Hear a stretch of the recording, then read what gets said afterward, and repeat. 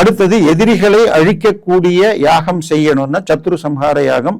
இதை சூப்பர் முதலமைச்சர் ஒரு 3 வருஷத்துக்கு முன்னாடி திருச்செந்தூர்ல தமிழ் பக்தர்கள் எல்லாம் 5 மணி நேரம் வெளியில உட்கார வச்சு பூட்டி வச்சு அவரு பண்ணாரு. சோ அதே மாதிரி ஒன்றை இவரும் பண்ணியிருக்காருன்றாங்க. சோ இப்ப ஜோசப் விஜய் அவர்கள் பண்ணியிருக்காங்க. ஆனா இதுல இன்னொன்னையும் வச்சுக்கணும்.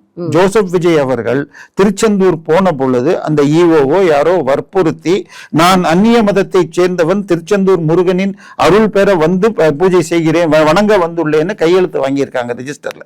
இதை கையெழுத்து போட்டதையும் அதை வாங்கிய ஈஓவையும் நான் பாராட்டுகின்றேன். ஏன்னா உங்களுக்கு வந்து திருப்பதிக்கு நம்ம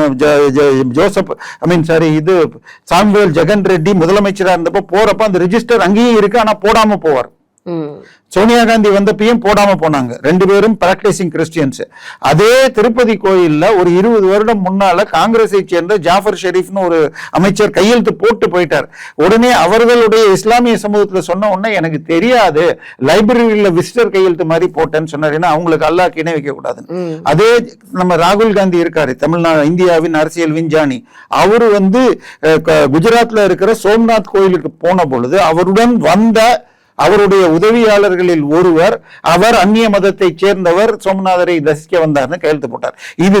இது பரவுன உடனே இதை உடைக்கணும்னு சொல்லிட்டு ததுக்கா புதுக்கான்னு வேட்டியை கட்டிக்கிட்டு அவர் ராஜஸ்தான்ல ஒரு கோயில்ல போய் நான் காஷ்மீரிய பிராமணன், கவுல் பிராமணன், தத்தாத்திரேய கோத்திரம்னு சொன்னார். அதெல்லாம் சொல்லாம நான் அந்நிய மதத்தை சார்ந்தவன், திருச்செந்தூர் முருகன் அருள் பெற வந்தேன்னு கையெழுத்து போட்டு ஜோசப் விஜய் போனார்னா அதை வரவேற்போம்.